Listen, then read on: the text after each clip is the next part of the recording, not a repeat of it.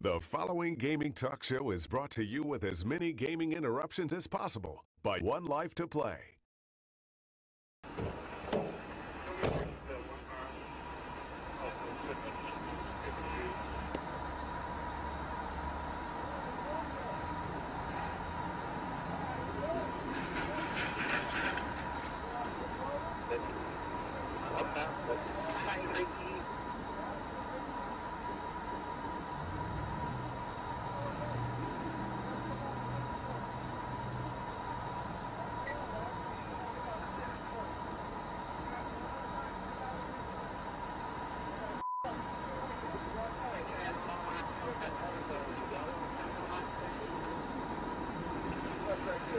Possible DUI. I'm going to need some backup.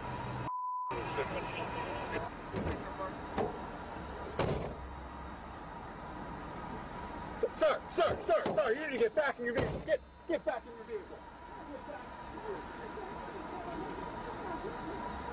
Get back.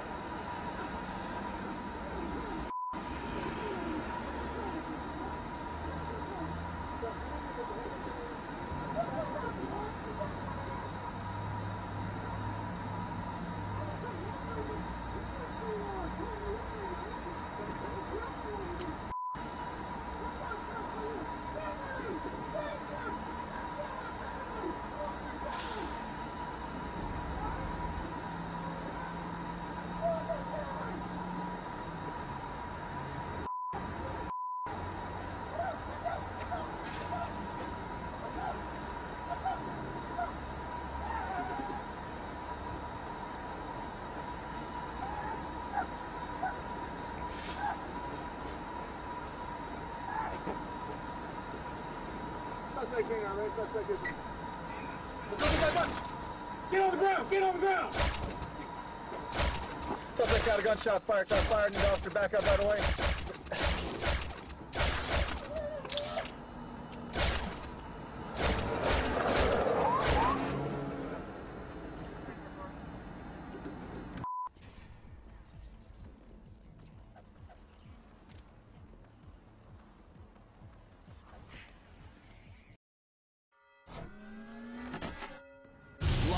From Mancave Studios in the heart of downtown Earth, the planet's soon-to-be best video game web show.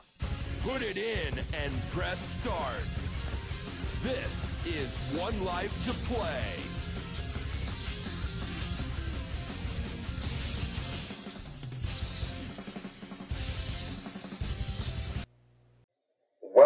Welcome, ladies and gentlemen. This is 1Life2Play. This is the live game show that we give you. I'm your host, Braz. And I'm P90. So we're here on another Thursday night at Mancave Studios. We got an awesome show lined up right now. We got to get into everything. We're obviously going to jump off with Around the Room. We got Joe Ybarra from Joe Got Games. He was the original co-founder of EA Games, and he's done a lot for the games industry. We're going to sit down and chat with him about his new Kickstarter project. And we also, we got some Gears of War, some other Xbox news with, Smart Labs. We'll probably take a look at that too tonight, all right? Absolutely. Definitely, if you haven't got that app, you need to get it. So, you can find us on YouTube, Twitter, Facebook, iTunes, Flip TV. It's pretty much everywhere. That's where you can find 1Life2Play. All you got to do is search for 1Life2Play. That's what you see on the bottom of your screen right there. The number 1, the number 2. 1Life2Play. All right. You can catch us on Twitch TV. That's twitch.tv/1Life2Play. And we're there doing everything. We got our retro watch, our indie game look. We're doing just a bunch of stuff right now, getting all our gameplay. You got Steam community still going on, right? Yep. Yeah, was munching on some candy. Yeah, I was. You got me munching on candy. And we still got the Steam community going on. If you got a Steam account, follow us. Join the club. Follow the news. See what's going on. We always got something new for you guys every show. So, we want to get off into Around the Room, but before that, we got to talk about this video. I mean, are we not gonna talk about it, or you guys are gonna act like we just didn't see this? Like that video, man, that's crazy. So it's the Black Ranger gets pulled over. Can I get one of those Power Rangers? photon cannon. It's the pop gun. I don't know. Han Solo blaster. Crazy. So we're already talking like here in Ohio, in Cleveland. Had you pulled something like that off, I mean, you would have been tasered like immediately. Like just getting out of the car. Like I don't even know how you pulled the entire maneuver off.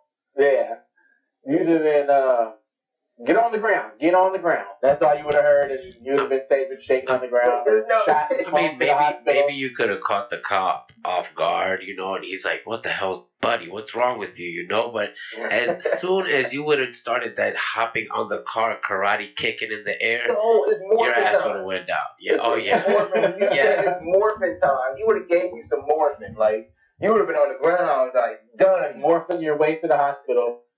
That's ridiculous. So. But I did notice, like I was saying as we were watching along with you guys, backup got there pretty fast. Yeah. Like as soon as he decided to run, backup was right there on him. I think he's gonna put it on World Star Hip Hop, Instagram, Facebook, and 1Life2Play.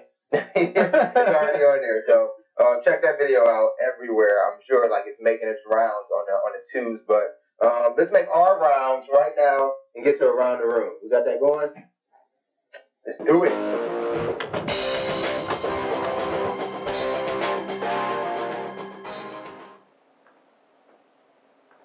All right. So, as I said, this is around the room. This is where we tell you guys about and just share with you, discuss amongst ourselves what we've been playing over the past week. We still also want to know what you guys have been playing over the past week. You can let us know in the chat room. Tell us all about what games you've been playing. If we're not playing the same thing, let us know what we should be playing. But first up, who does want to go first up in this piece? I guess it's me. All right, Eliam, what you got? I know you're on the mobile.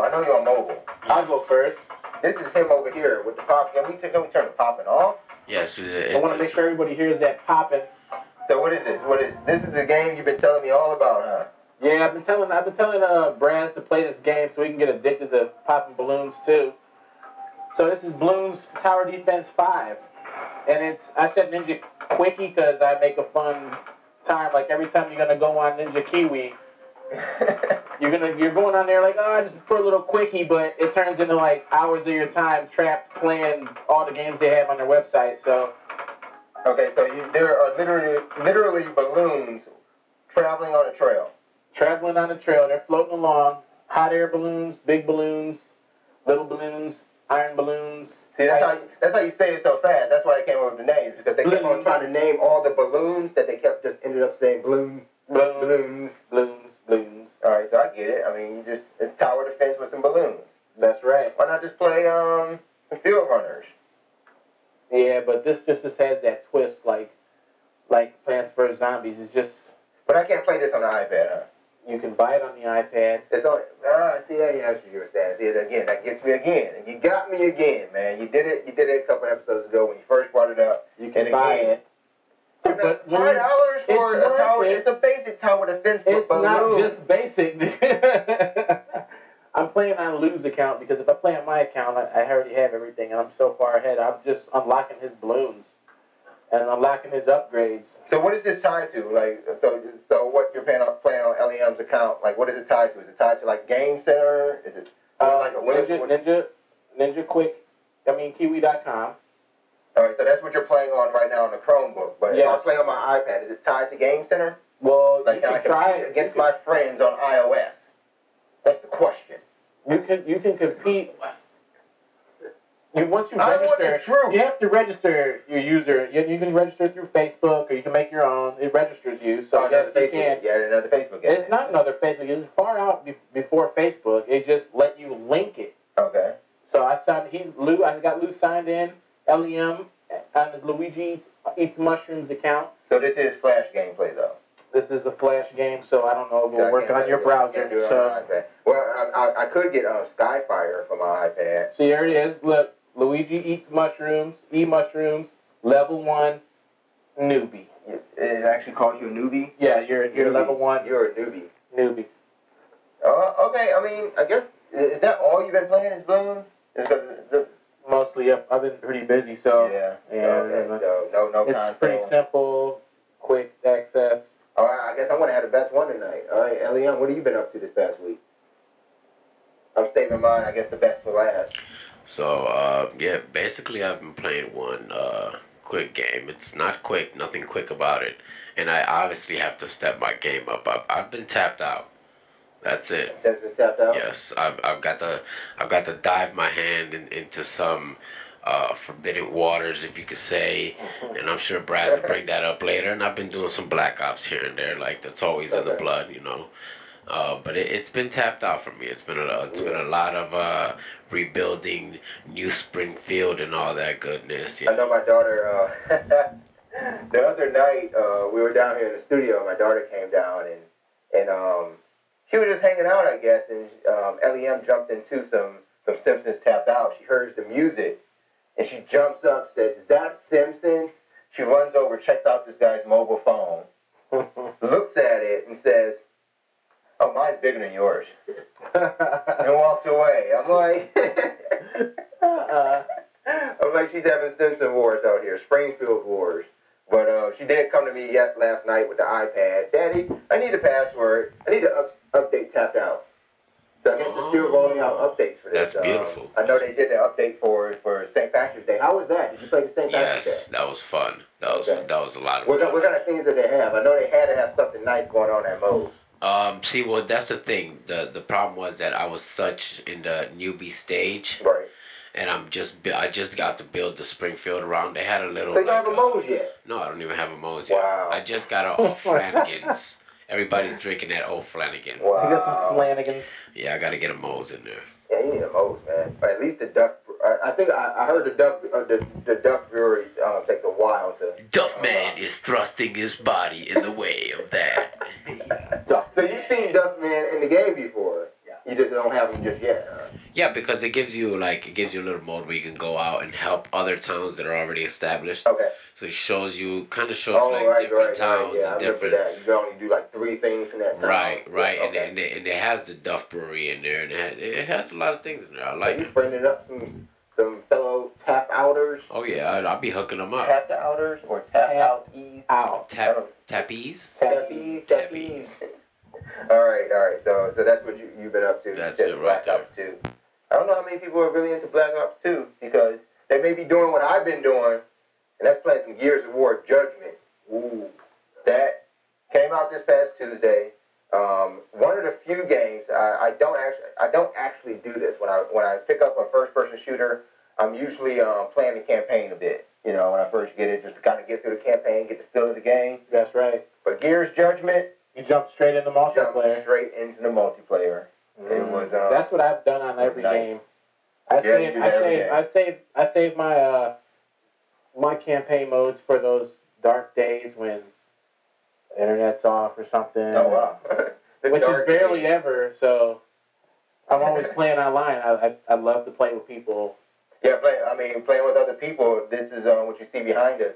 LEM and I are playing some Gears Judgment co-op split screen, having a good old time, knocking out some grubs, knocking them down. So yeah, I had fun in it. I mean, the new modes that they got, Overrun. I got the season pass, so I'm in the VIP, and they got these little special event things. Those are all sorts of fun right there. That's insane. But yeah, I've been playing Gears of War. You can check out all that gameplay online on YouTube, on our YouTube channel. That's 1Life2Play. We appreciate you subscribing, and all you guys that have subscribed over the past few weeks, and been watching our videos, checking out our content. I do want to give a big hearty thank you to all you guys for supporting us, liking our videos. We appreciate you guys sharing them, commenting on them, liking them, and or rating them. If you don't like them, I guess that's the same thing. Thumbs down it. Says you rated it. We appreciate any feedback you got. So, hey, if it's a thumbs down, I say don't go, spreading thumbs down on our channel though. Like don't do that. Don't do none of that. Gotta be true players. True players in this.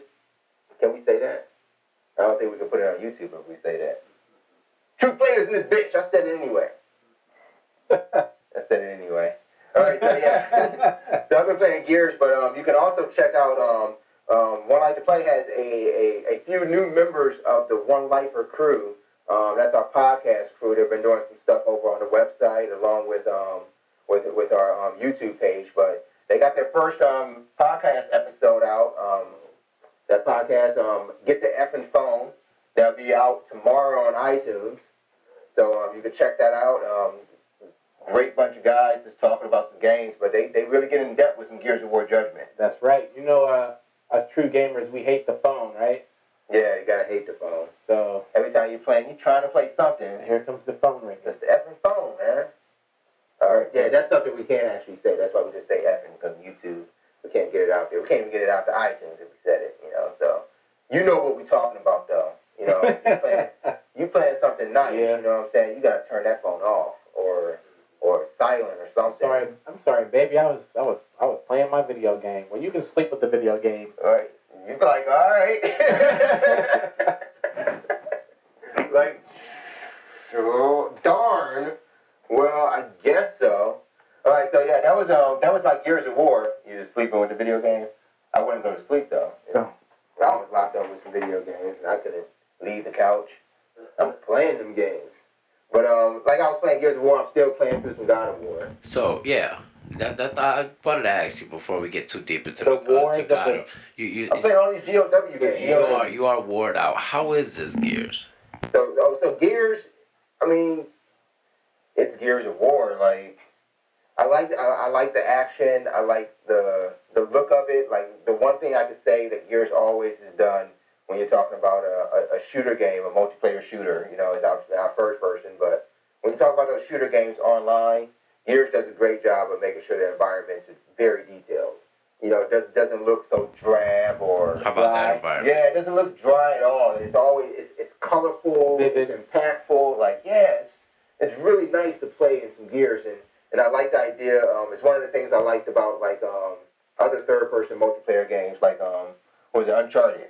Yes. You know, Uncharted Online ever since 2. You know, I like your online multiplayer because Max Payne. It's not just Max Payne. You know, it's not just running around gunning up, you know, shit like that. You know, it's like you gotta have some wits about you. Yeah, you're definitely using your environment to your advantage.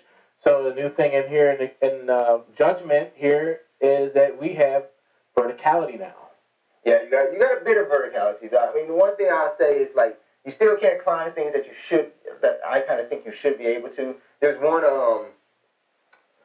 level called.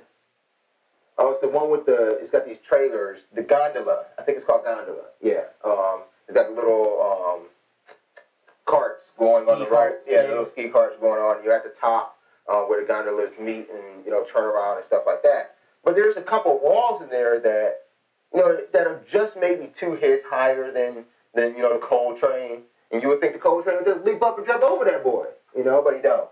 He don't. You know, it's got to kind of be like, it's got to be just eye level. You know, just below his chin or something in order for them to be able to jump over it. I get it. Maybe they're bogged down with all the gear. I was gonna say the same thing. I mean, the gears. Yeah, you're running around with all that gear. You really can't jump around all like that. You know what? That'd be a good idea. They need to make like an economy-based game. A gear pack. No, economy-based game. Make a mini game, like where you build more armor, but just call it Gears of Gear. Or gear, well, they could do it. They did it with Halo. There's the next make like a Boundary or something. Here's the next big game that we would like to see that we would probably buy. I like it. I'd do something like that. Definitely on PC, though. Definitely on PC. Why? See, why you gotta go to the PC? Well, it has to be able to play on all mobile platforms and all platforms. And I think that's the reason why I don't like people talking about like it's gotta be on PC. Because as soon as you say PC, then that just throws the Mac out of the question. Hi, man. Right? What can the games they make on PC, they can make on Mac. I don't understand just what the make it cross-platformed and cross-playable. That's all. See, if you got that game, it would be like Command and Conquer, Gears, Cogs, and the guys from underground. The Grubs. The Grubs. I don't even know what I forgot their name right now, but the Reapers. Just do it like that. We want a massive MMO, StarCraft, Halo. Now you ask for a lot, and I'll honestly say, like asking about. No, it's not a lot. It could be done. We got. Look, there's the 4 Gears already. Gears 1, 2, 3, and Judgment. Bam. But I mean, you for me to ask, you know, as a gamer, that games that come out on PC should also come out on Mac is enough. I think asking for them to be cross-platform, that's Well, if they kind of come out on those, they should be able to work on an Android. They should be able to work on a mobile device. Oh, yeah, they can work on those other mobile devices, but not the cross-platform ability is I think that's it's when you get to the home console that you really can't cross-platform. Everything else could do it. Yeah, I think a lot of the times PCs can't cross-platform with consoles is because there's such a vast variation of PC, setups. But the console is a console. Would be awesome. A real-time strategy game. That's a big leap. But maybe somebody is making that leap eventually. And that's the folks over at Joe Got Game. We will find you. No, we may have found one. We might have found someone here. That's the folks over at Joe Got Game. You heard about this Kickstarter project they got coming up. Yes, or actually, it's live right now. You can check it out on Kickstarter. But this is a company founded by Joe Ybarra. He was former co-founder of EA Games. And he's made some very notable games, namely one of my favorites, obviously, John Madden football. Number one, forget all this 20 crap they're talking about now. Number one out here, but he went and started his own indie company, and he's making a big game. He's trying to get this game funded and get it out to the public, and that's called Shackleton Crater, and that's a turn-based strategy game that is almost like city building, like Sim City, but you're on the moon. You're on the moon. We're on the moon now. Like you're making all these. That's a big if. Like you got Civilization, you got all these other games that try to take advantage of city building and economies and turn-based strategy, building your squads and getting stuff done. But I'm gonna build a bunker on the moon. I'm gonna build a bunker in the crater, in the crater on the moon. Do it. You can do it all, man. From the looks of it, you can do it all in this Shackleton Crater. But we're gonna have a chat with him on the other side of this short break we're about to take. We're going to have a chat with Joe Ybarra of Joe Got Game. He got game. He's got some games. He's made a lot already. He's trying to make one more. As of now, one more. We hope he makes more even after this one. Please do. Let's at least, try to see this one. And we'll take a look at it. Like I said, on the other side of this break, we'll take a look at Shackleton Crater, speak with Joe Ybarra of Joe Got Game, and talk a little bit more about where he came with the direction of Shackleton Crater, get his thoughts on the indie game scene as it stands right now and where we're moving into the next generation of video games. So we definitely want you to stay tuned for that. But for the meantime, concluding some around the room, I've also been playing that God of War, that God of War Ascension. I love how all these war games come with colons right now. But it's colon Ascension. And this guy Kratos, man, he's a badass, man. He's a badass. Like, I got to this part which you guys are going to see in some upcoming time to plays, but I'm going to actually share right now. Let's just go ahead and share one of the latest. This is exclusive right now before it's released tomorrow. The latest time to play with 1Life2Play is some God of War Ascension. We'll take a look at some of this gameplay, and like I said, on the other side, we'll bring you Joe Ybarra of Joe Got Game. Game on. Till next time. This is damn.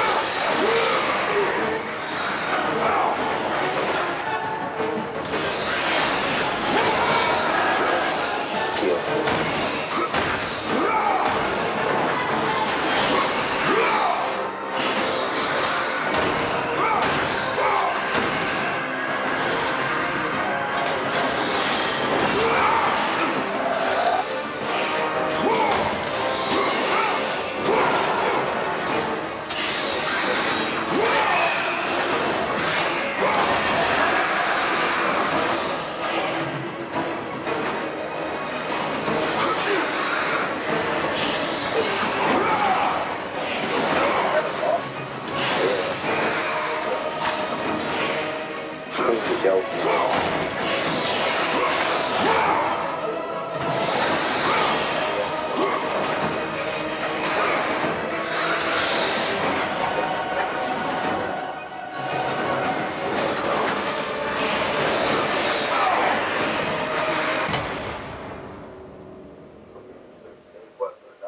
Oh, did it?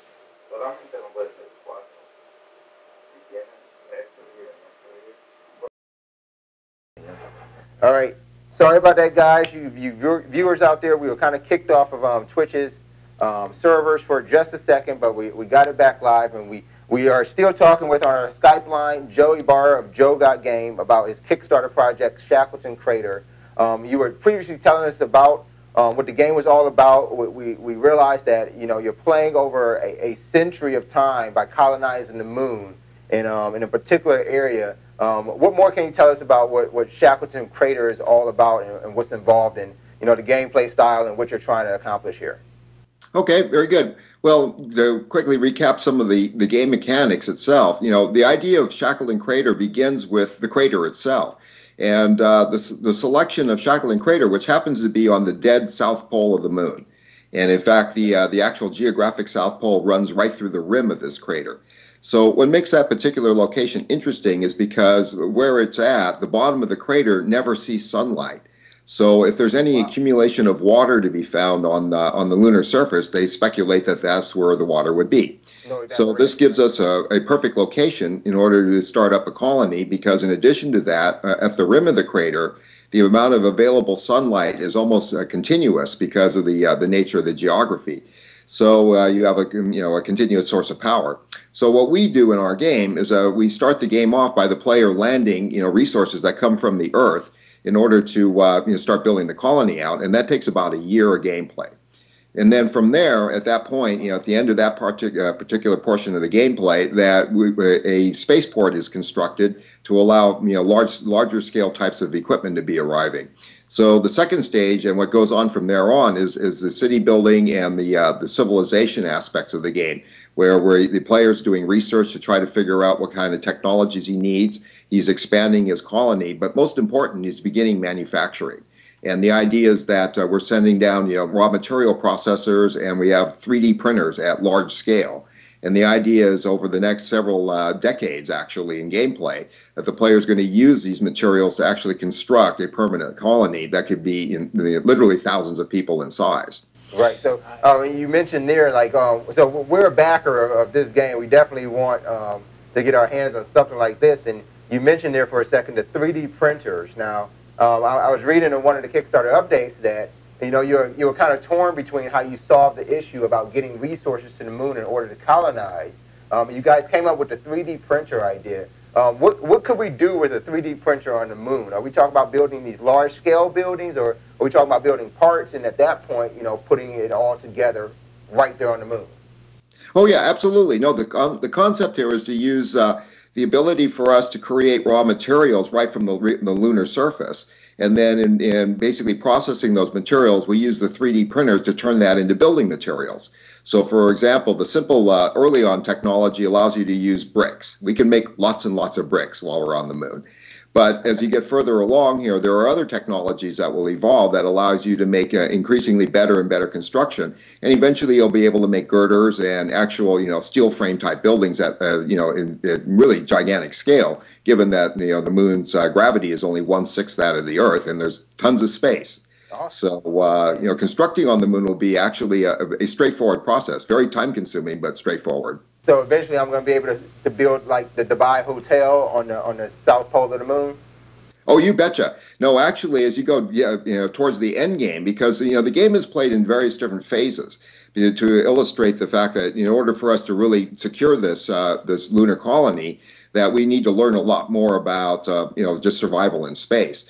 So as the player goes through the construction phase, he'll eventually want to start exploring the lunar surface. And that's a lot of where the play mechanic allows you to do a lot of technology research and allowing us to construct other buildings elsewhere besides the Shackleton Crater.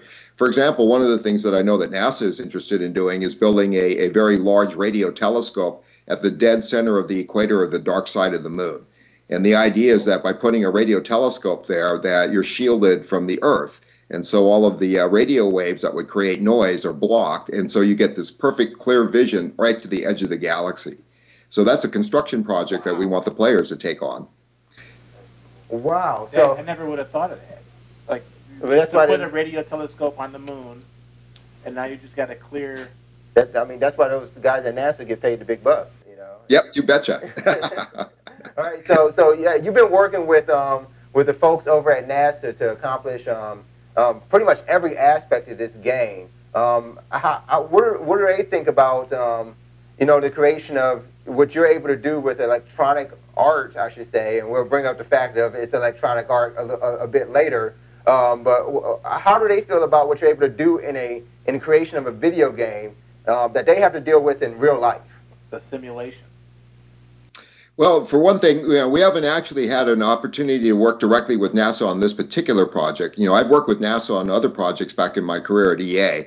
But for this particular one, we've been doing a lot of this research just by contacting various universities, working with different, obviously the internet. The internet is a wonderful source of data and information, and, you know, working with material that's a public domain. But to answer your question, I think that's partly what this exercise is all about, is to, as the Kickstarter matures and as our product starts to go through more construction processes, that we'll take that feedback, because I'm sure that we'll get that feedback, and we'll include it inside the game itself.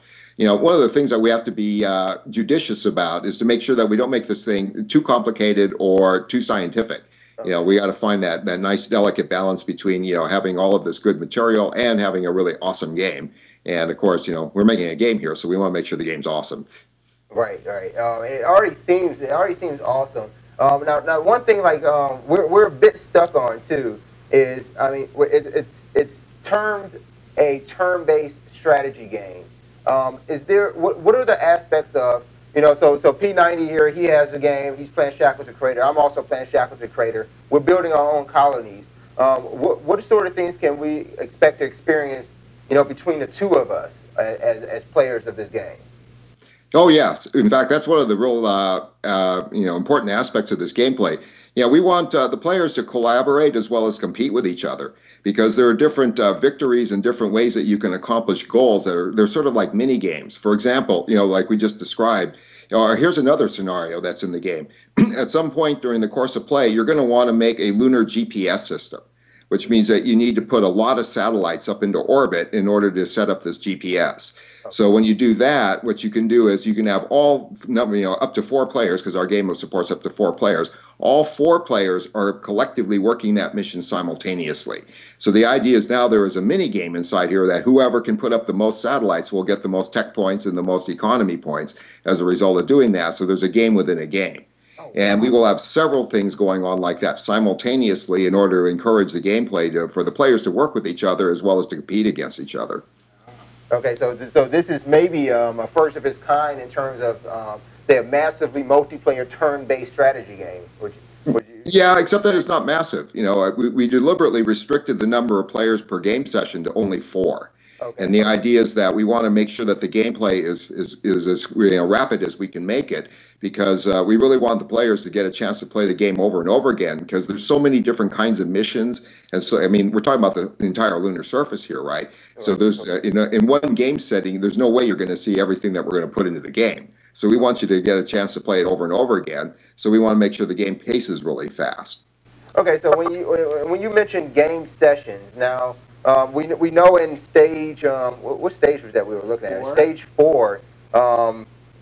This phase takes you know, 1 to 4 hours, and in an earlier session at stage 3, 4 to 6 hours to play per session. Are we talking about sit down and play sessions, or are we talking about sessions where, you know, we go in, we may do some stuff, maybe a few hours a day, and at that point, you know, advance and be able to go back to that saved setting or saved scene that we set up already, maybe 2 days ago or so? Like, yeah, I log in, I make some adjustments, research this, do that, do this, construct this, do this, right, and then I put it down. And when I come back, all those things are done over a duration of time. Yes. Well, the idea is that we wanted to make sure that the players could play exactly the way you just described it. Where, for example, you know, our primary platform is going to be tablets. So we know that players are going to want to fire up their game, play it for maybe 10 minutes or so, make their moves and what have you, and then submit the turn. So the idea is that all 4 of these players in the gameplay, if you're a multiplayer, can all do that, asynchronously. They can do it at their own pace whenever they want to, and then our game will actually synchronize everything as is appropriate. Okay. So you're giving me a bit of excitement over here, because I'm thinking, like, we got the crew of 1Life2Play right here. Even if it's up to 4, maybe the 3 of us right now, we can get in, and you can be our 4th, Joe. We get in and we go and make our Shackleton Crater colony. Where other people may be able to take a peek at what we're doing as a group of 4, and see our progress and kind of monitor what's going on too. Yeah, that might be a feature that we would add much later on, after launch, because one of the things we like about this game is that we can keep adding more content to it indefinitely. New missions and new scenarios, new areas that we can detail out on the lunar surface. There's lots of stuff we can do. So what you just described, if the customers are really excited about the game, not only can we provide leaderboards, but we can also provide them with a vehicle so they could actually show people, hey, this is what we did. Oh, that would be really exciting. That's fun. So this Kickstarter project you got going on now, we want to say congratulations to the success that you've seen thus far. Like we said, we're backing this as much as we can. You're up to 26,000 of a hefty goal of 700,000. We kind of joked around. We still wanted to ask you: Are you going to be going to the moon to do any development, or? No, the idea is that when you stop and think about the size of this game, that what we need a lot of art assets, for one thing. Okay. The idea is that the amount of infrastructure, there's a lot of content that has to be built in order to deliver this game. As you kind of casually mentioned earlier, that a lot of the construction aspect of this gameplay requires us to actually do real-time strategy type artwork, in the sense that they're building stages, and there's just a lot of different tech levels that we have to demonstrate.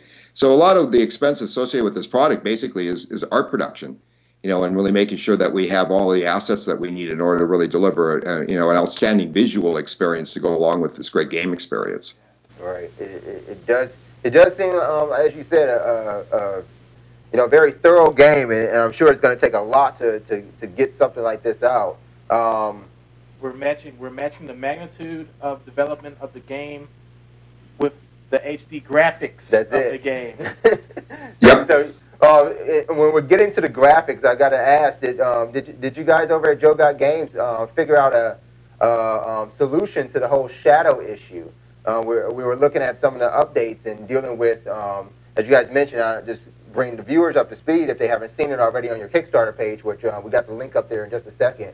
But you were realizing that, as real as you want to make the game look, there's not that much light on the moon, and when shadows come into effect of the units that you're building and all the objects that you have on your surface of play, you may not be able to see them in full detail or full HD, as P90 puts it. And in order to do that, you may have to scale back on the realism. Have you found a middle ground there yet? Yeah, actually, one of the things that we're going to do is we're going to allow the player to have light filters. And the idea is that there are big chunks of gameplay where it's possible that you're in complete darkness, especially, if you're on the dark side of the moon, for example, and the moon happens to be facing in the opposite direction, from the sun. So the idea is that, nobody's going to want to play this game in pitch black. So, we're going to use false color maps, because the terrain data is all geometry. So how we choose to texture and light the environment will be based upon, various considerations in the game itself. So that, yeah, I absolutely agree, because the other thing that we have to overcome is that we want to make sure that the people don't get sick of just looking at gray, because a lot of the lunar surface, if we actually use the actual lunar data maps, it's just like long stretches of boring gray. So we need to do something to fix that too. So there are different techniques we're going to be employing in order to overcome what you're asking about. Okay.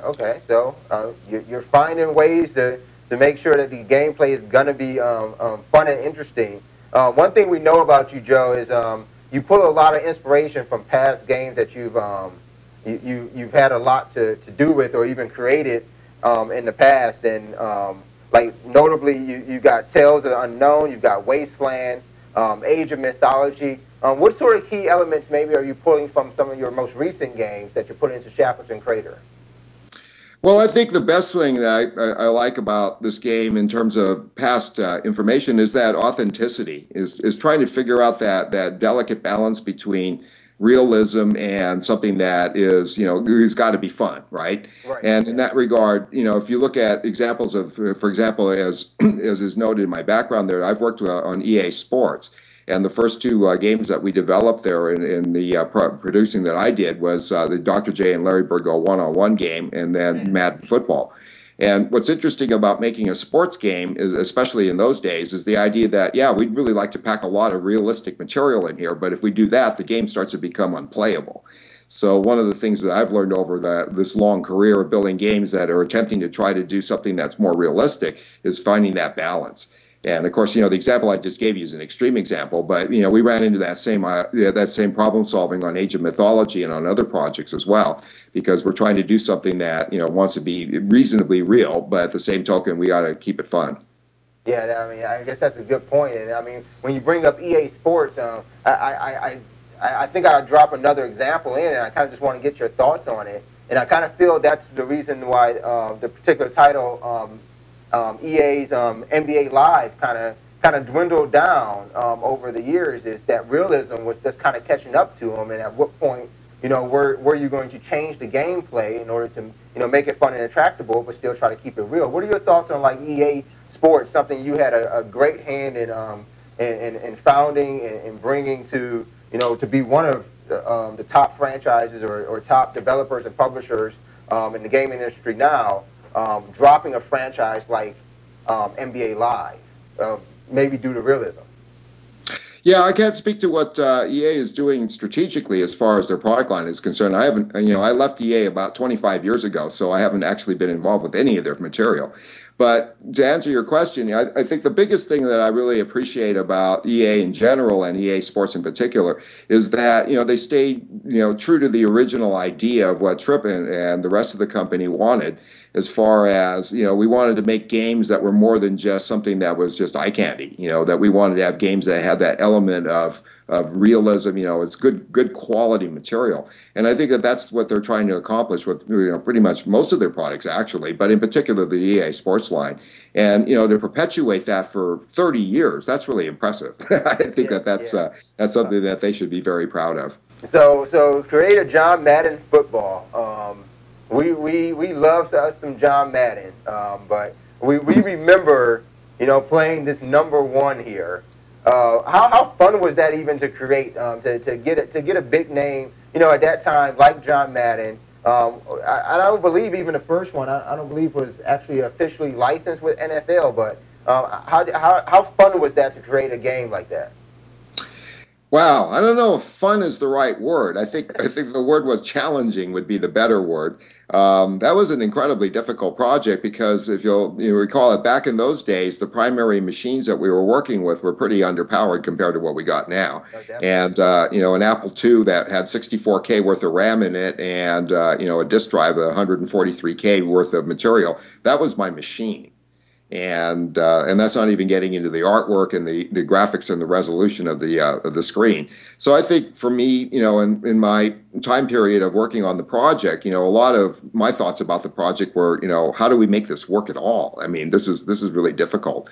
But that said, to your question about Madden and the licensing aspect of it, Tripp was, really determined to try to find some good way that we could communicate to the public at large, some message about the quality of this product. So we were trying to find a really good spokesperson, and we talked to a lot of people. I mean, I was only involved in just a percentage of those conversations that he was having with all the different agents and different potential players, coaches, whoever it was. And I think it was pretty much, serendipitous that we were able to get John. I think at that time, we were just happened to be at a time when his fame was really starting to take off. Yeah, and we were basically in the same situation at EA. We were starting to really get our sea legs here as being a really good publisher for video games. So I think it was just a really good opportunity for both sides.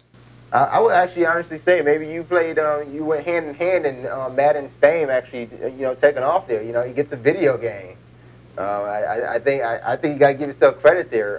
So the Tripp you were speaking as, Tripp Hawkins, also founded EA Electronic Arts along with you.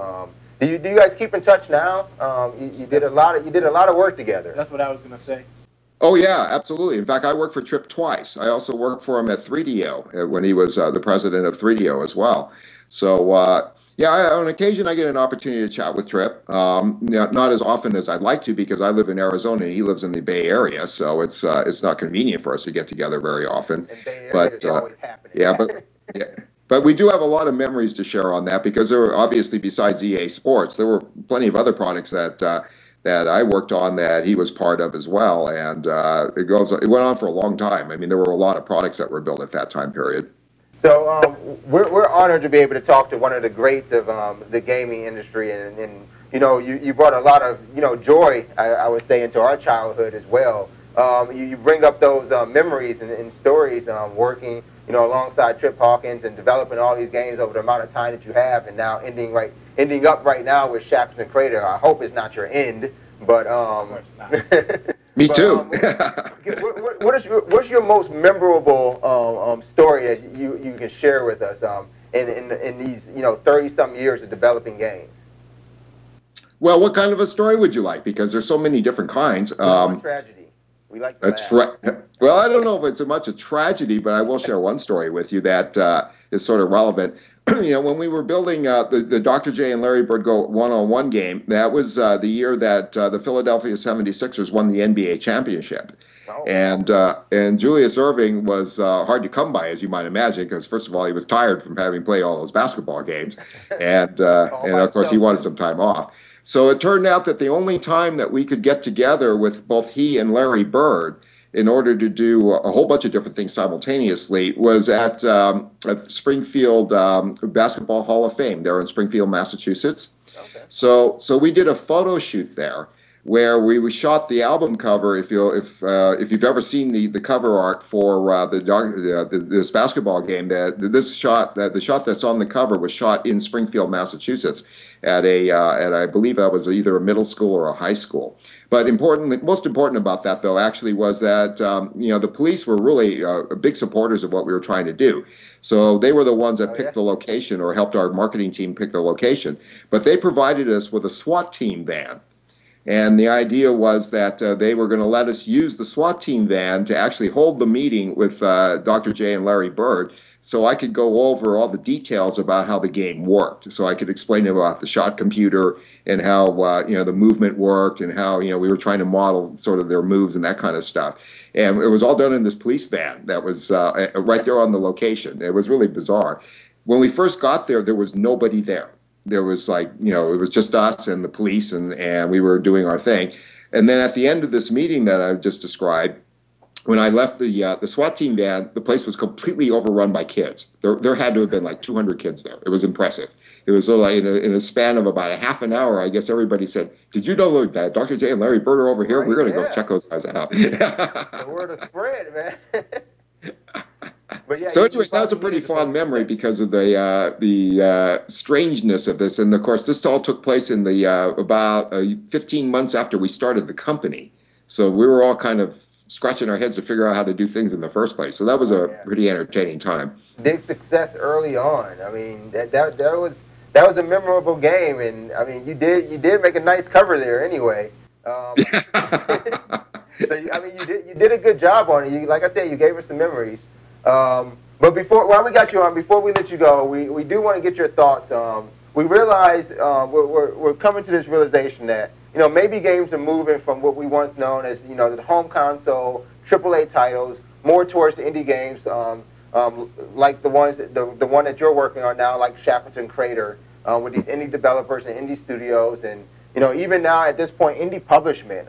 When we talk about mobile games, you're talking about making the main platform for Shackleton Crater being on a tablet. You get into point of independent publishing as well. How do you see, or what are your thoughts on the indie game scene in the gaming industry now? Oh, I think it's absolutely fabulous. I think a lot of this reminds me of the early days back in the early 80s when the computer revolution was just getting into high gear. And pretty much anybody that wanted to sit down and learn how to program their computer could actually build a game, and they could find some way to get it to the marketplace.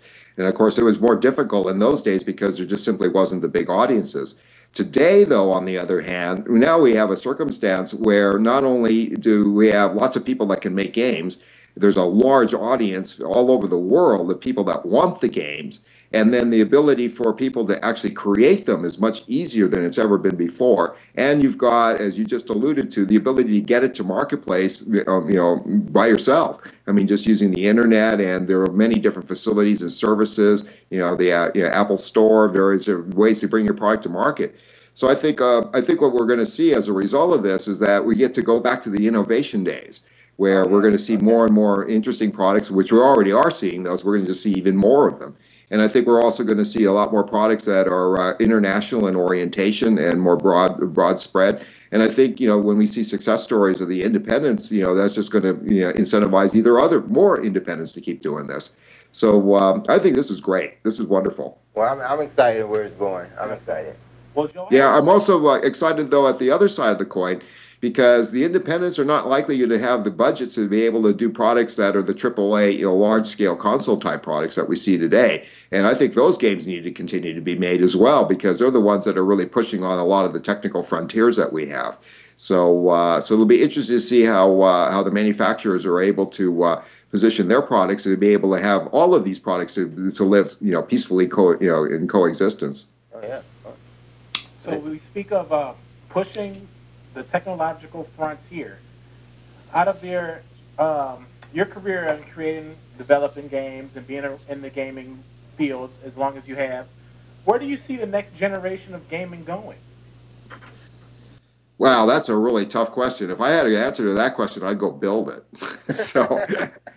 But the idea is that I think what we're going to see is more products that are similar to Shackleton Crater, where because of the nature of the audiences and our distribution system, that we can be more creative about how the game mechanics are actually built. When we sat down to design Shackleton, it was, okay, this is going to be a tablet game. This is what tablet people do. This is what we have to do in order to make them happy. And so let's design our game to fit that mold. Well, if you start and multiply that by all the different platforms and all the different kinds of games that there are, we're going to see some amazing stuff. And I think that it's not as much technology, because I think a lot of the technology we're describing here is not hard to do. I think it's being able to take that technology and use it in innovative ways. That's where I think it's going to get really fun. This will definitely be a cross-platform game.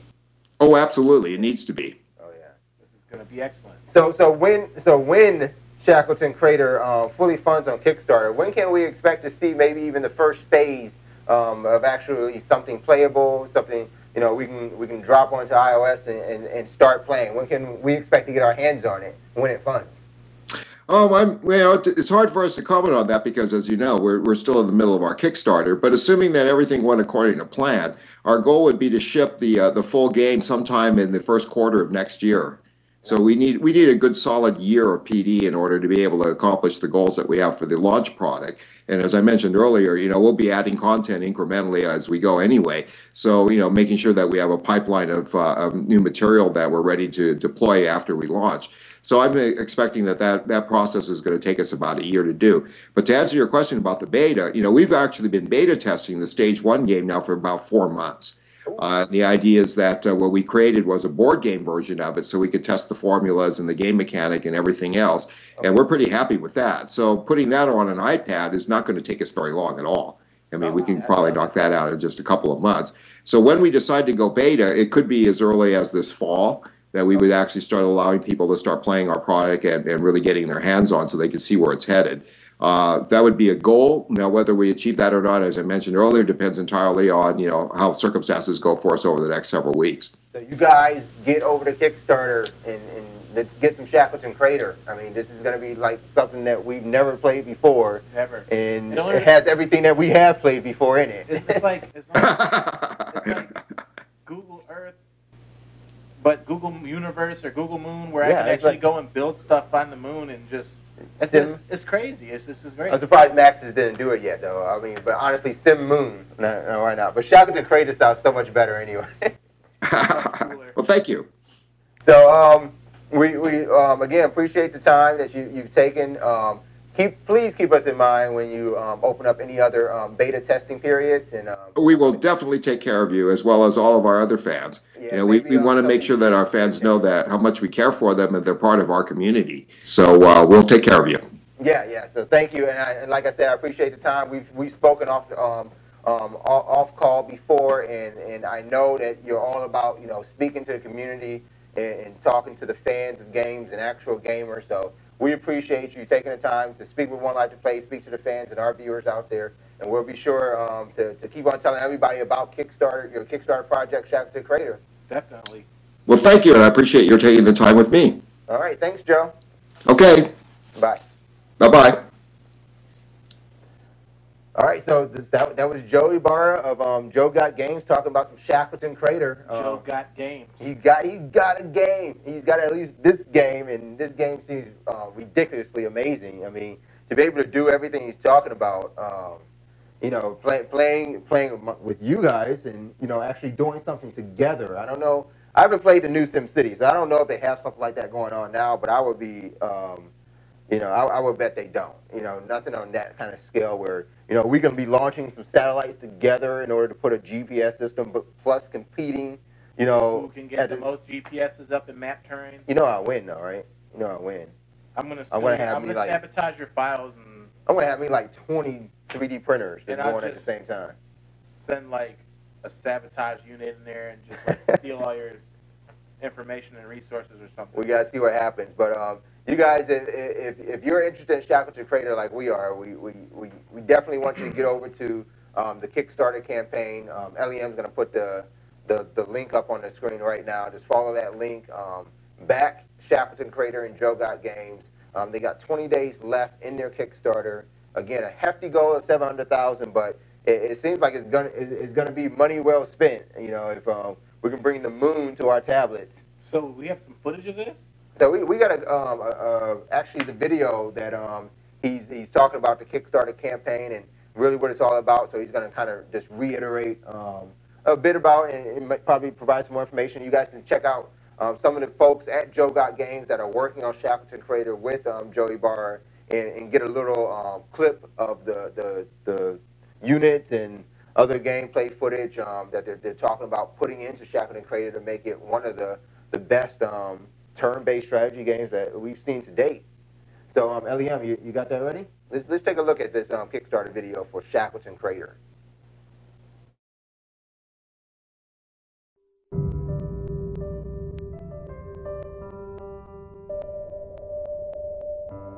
Over 40 years ago, man first stepped on the moon. Think about that.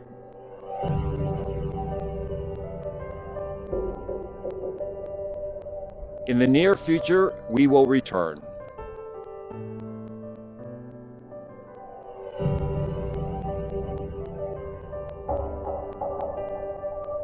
Hello, my name is Joe Ybarra, creator of Shackleton Crater.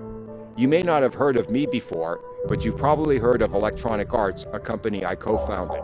Over the past 30 years, I've produced groundbreaking titles such as Mule, The Bard's Tale, 1, 2, and 3, Wasteland, Age of Mythology, and the original John Madden Football. In Shackleton Crater, we're inviting players to imagine what 100 years of lunar exploration and colonization would be like in a turn-based strategy game.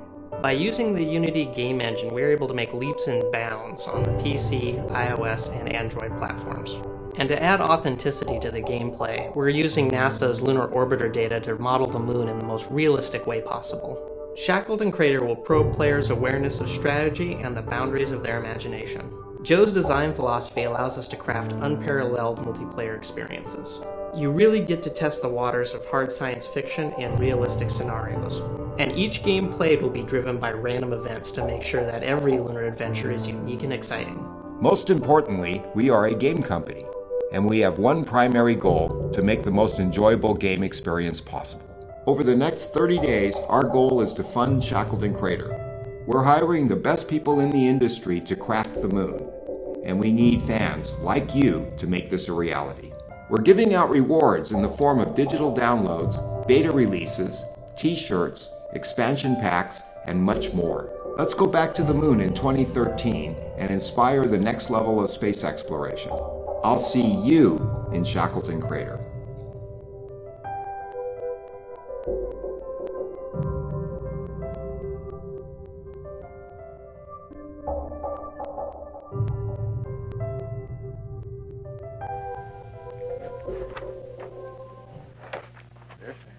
All right, so that's Shackleton Crater.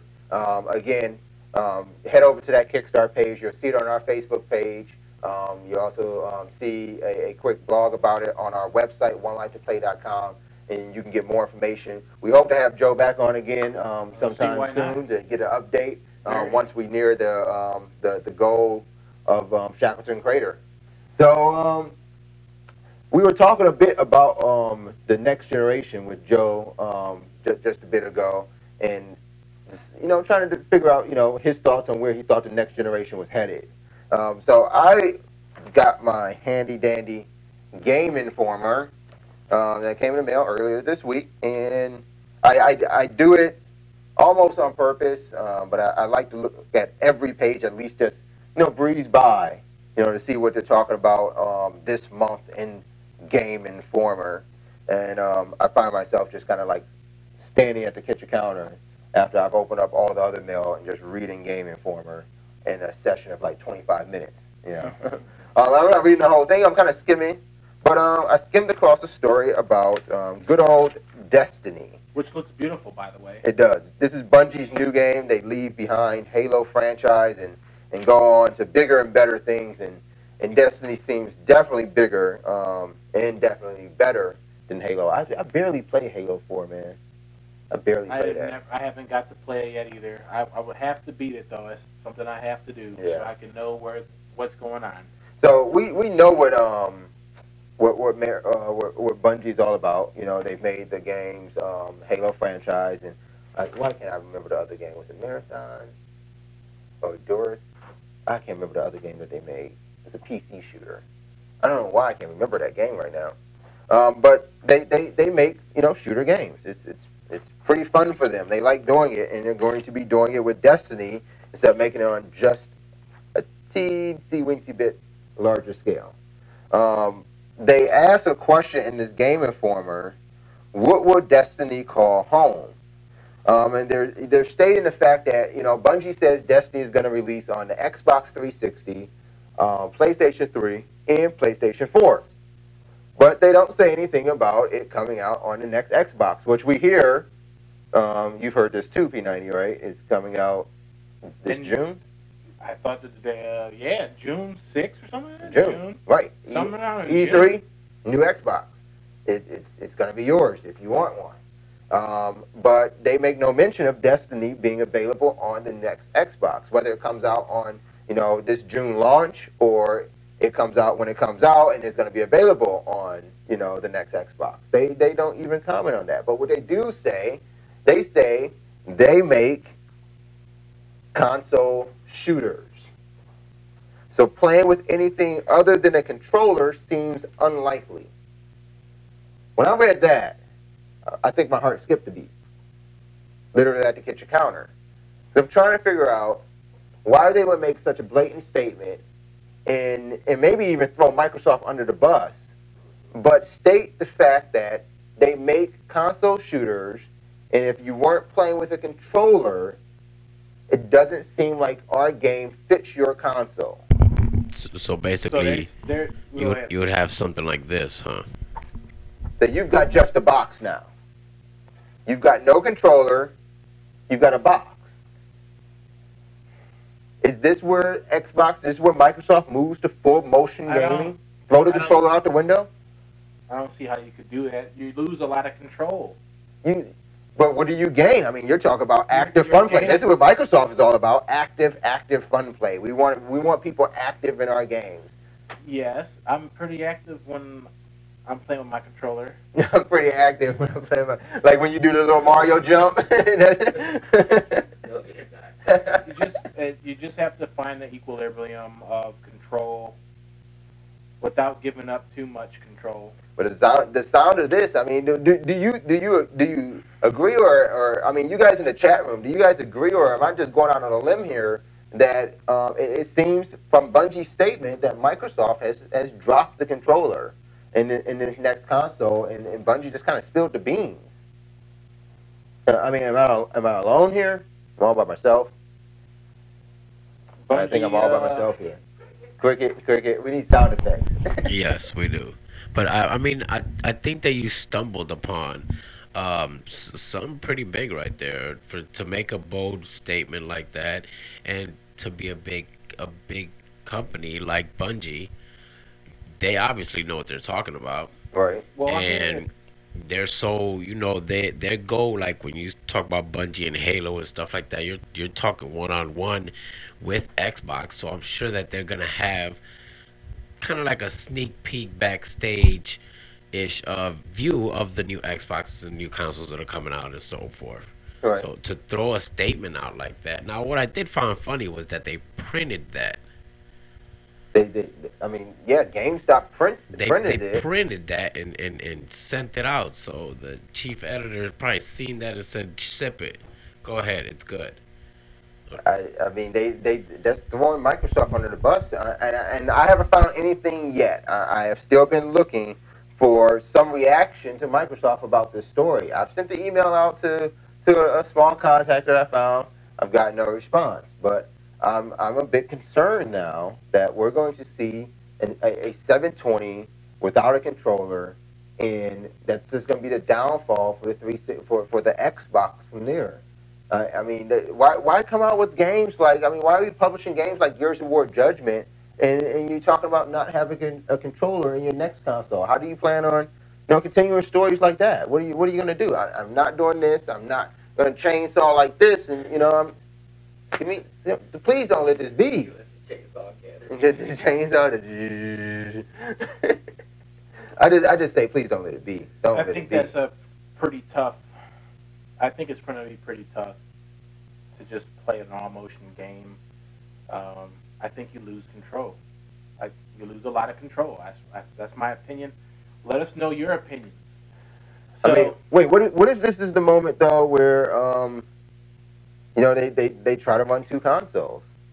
Maybe they try to support the 360 and support a 720 that can do just motion, but still do digital content and movies, TV shows. Maybe there's something else. Have a Blu-ray player. Maybe there's something else that they might incorporate, and that would be goggles. Goggles? What, like another type of peripheral? Yeah, I mean, you already have your 3D television thing, so if they incorporate anything like that, you got to think of making it all the way around now. So it's going to be motion, I'm going to have 3D goggles on, and then a full motion script. Sweet. Full motion game. So now I can go pay $700 to watch a 3D console. I don't know. But they got Oculus Rift coming. I mean, like, you've already got this virtual reality glasses coming. Why would I pay, like, again, like you're saying, why would I pay $600-700 for a new console when there seems to be better devices and consoles coming out that can accomplish that without, all this other stuff you want to throw in? That's probably just a rehash of the 360. Now, you did bring up a good point earlier in the week when we was having a conversation about this. You was talking about a new Kinect, like a Kinect 2 almost. Mm-hmm. Yeah. I can.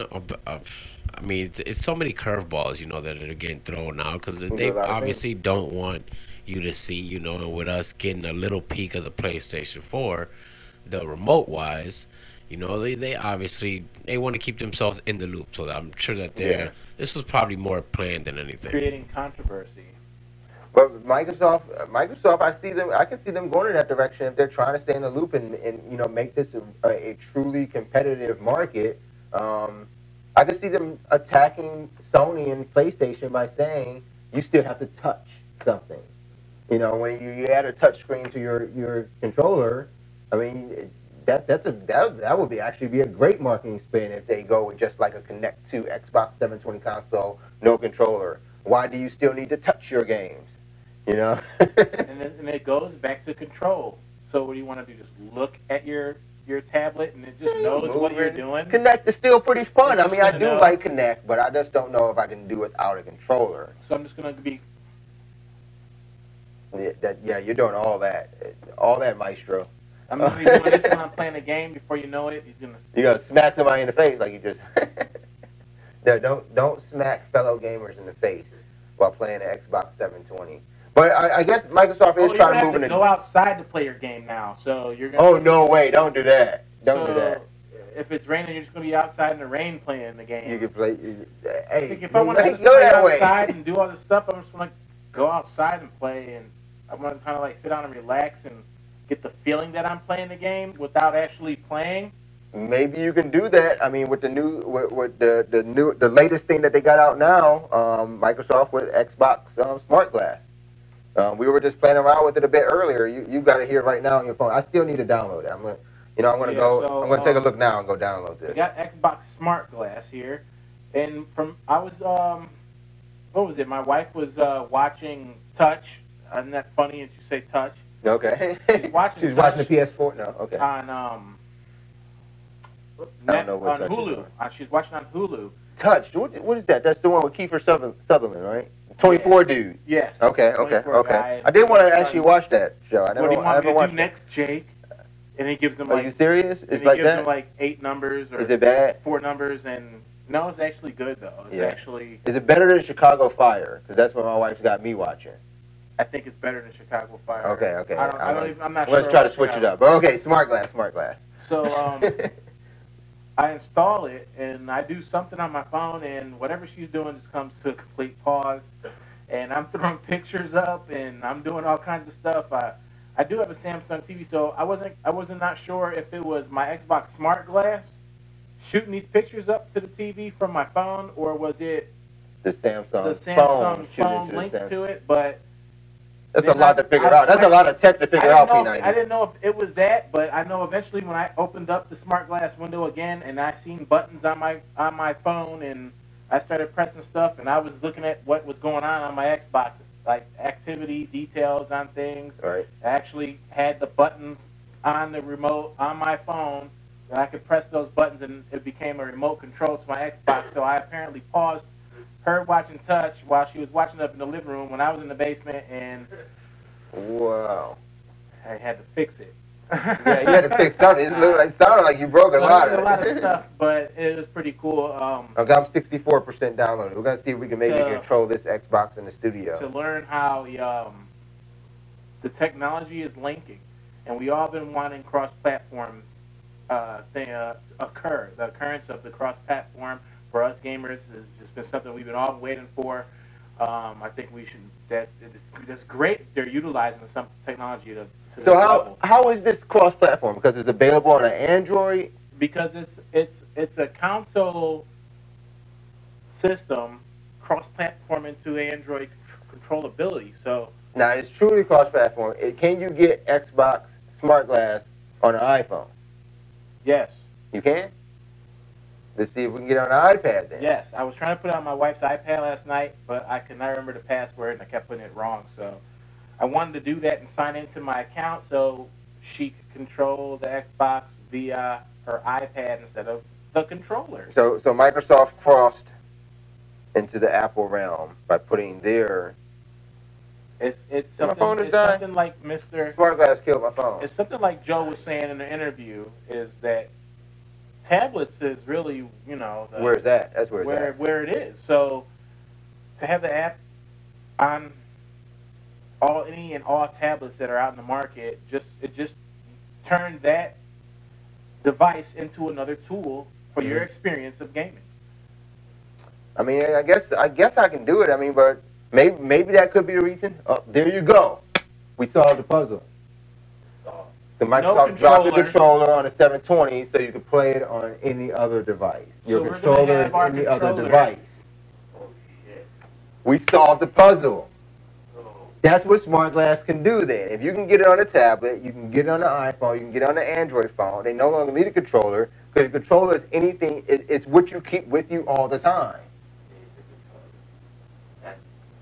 I think we solved it. Here at 1Life2Play, you've seen it live. That's what the 720 is going to be all about. That has to be it. The controller must be able to be pushed into smart glass. If they are able to drop it, you've got a controller everywhere. I mean, that does make sense. That's why they're pimping the hell out of the smart glass. Yeah. Because you do see it everywhere. I'm kind of like late to the game, late to the party. Remember they introduced it on, I forgot what one of those convention was, but I remember it was a while back, and I'm like, bro, the guy was accessing the Xbox off of this kind of like touch table that they've made. Oh, right.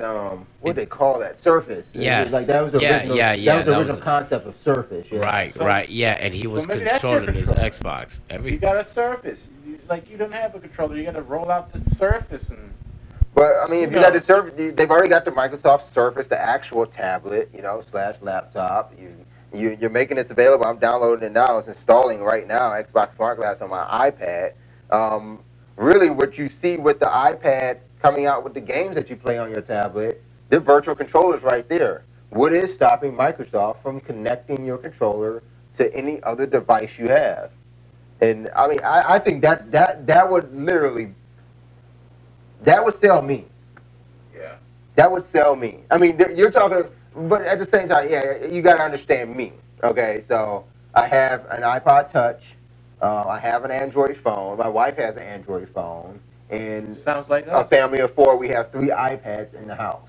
If you're talking about I'm able to connect to my Xbox through Smart Glass with any and all of these devices, you're talking about a party of games going on right now. Like and what if? See, I don't want to get too ahead of ourselves, but what if we're talking about simultaneous gameplay? What if we can both connect? What if you can play on your Android, I can play on my iPad, and we're both connected to the same Xbox, but playing 2 different Xbox Live Arcade games? Or games, period. Wow. Yeah, I mean, I don't know. I'm gonna open me some Smart Glass right now. But we want to conclude this show actually, because while we're talking about Smart Glass, I'm gonna try to sign in, turn my Xbox on, and see if we can play some Gears of War Judgment. In some later news for Xbox, we have Redbox. Redbox Instance is officially launched on Xbox. So this is for movies, right? For movies. Do not tell me if this is for games. If this is for instantly streaming games through rental. You know they do have that. What do they say about games? It says Redbox Instant comes for $8 a month. That includes unlimited streaming of all 4,600 movies. No TV shows yet. In the Redbox Instance catalog, as well as bonus 4 free DVD rentals from the Redbox kiosk. When you think about it, you also have, for $9 a month, you can upgrade your subscription, which will include a Blu-ray package. So if you're streaming Blu-rays, you can stream. Okay, so you can stream. So we're talking about. Wait a second. What do you mean streaming Blu-rays? So you're talking about what I pay for $8 a month, and I'm streaming. I'm not streaming at 1080p. What I want to pay $8 a month to stream some 480, some standard definition stuff for. Well, Blu-ray isn't it a higher definition? There's more. No, I think you can at that point I can watch a movie in HD, and then I can watch a movie in Blu-ray. But at that point, I'm thinking it's only. There's a total difference of the record of the format of the video. What, 1080p versus watching it on Blu-ray? Yes.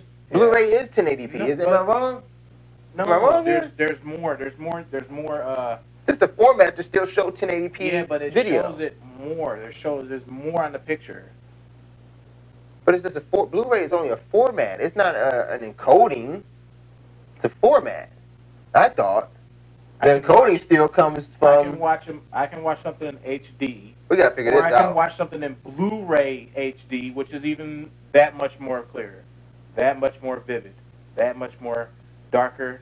The pictures. And everything. But you just keep saying in HD. Like, okay, 720p is HD. What I'm saying, 1080p, that's HD, but Blu-ray is HD.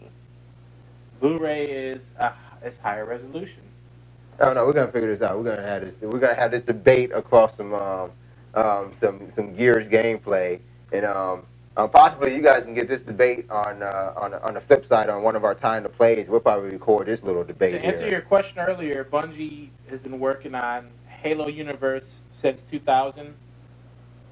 Halo Universe. That's what they're engulfed in right now. Bungie's engulfed in the whole Halo world right now, and it's been from 2000 to 2011. So they are doing a Halo game? Another one? That's confusing. Well, in the last, and I'm just saying the time frame from 2000 to 2011. I'm sitting over here. I can't remember my password. Look, he's having the same. Oh, that's for your Xbox Live. Yeah, no, that's what it says to log into. Yes, he has to log into his Xbox Live. I can't remember my password. He can't remember his password. It's bad. Does anybody know my password? Look what I found when you. You lose. What is that about? I don't know. It's just there. Okay.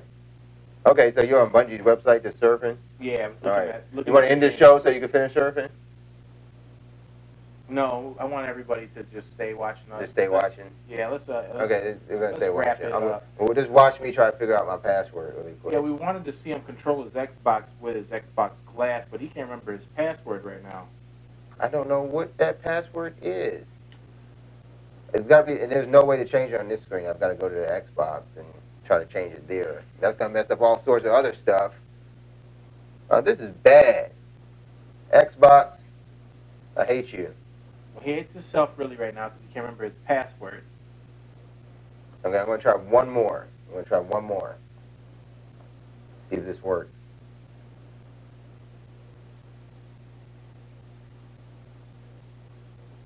Xbox sucks. Alright, we're out of here. 1Life2Play live. Till next time, want you to remember, the game on. Game on.